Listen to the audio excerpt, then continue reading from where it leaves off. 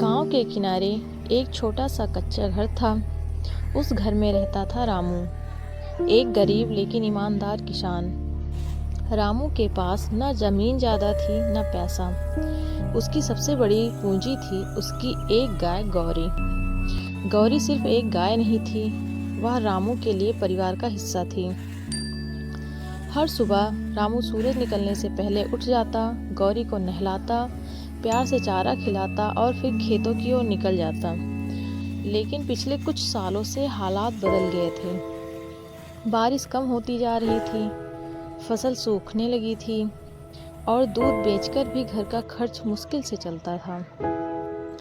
एक दिन गांव के साहूकार ने आकर कहा, रामू, अगर पैसे नहीं दे सकता तो गाय बेच दे। रामू चुप रहा, उसकी आंखें भर आई। गौरी को बेच देना मतलब अपनी आखिरी उम्मीद खो देना। उस रात रामू देर रात तक सो नहीं पाया। वह गौरी के पास जाकर बैठ गया। बोला, गौरी, सब खत्म हो रहा है, लेकिन मैं तुझे कभी नहीं बेचूंगा।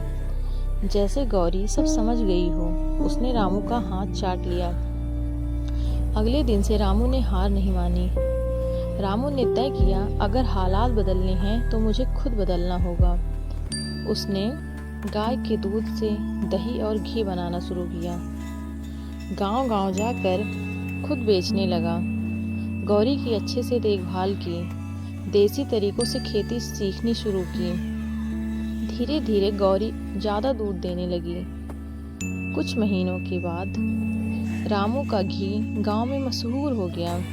लोग दूर दूर से आने लगे। साहूकार के पैसे भी चुक गए। जिस गाय को बेचने की बात हो रही थी, वही गांव अब रामू की किस्मत बदल चुकी थी। एक दिन गांव की पंचायत में रामू को बुलाया गया। सबके सामने सरपंच ने कहा, रामू ने हमें सिखाया है कि हालात चाहे जैसे हों, मेहनत और विश्वास कभी धोखा नहीं देते। रामू ने गौरी के सिर पर हाथ रखते हुए कहा, मैं नहीं बदला, इसने मुझे संभाला।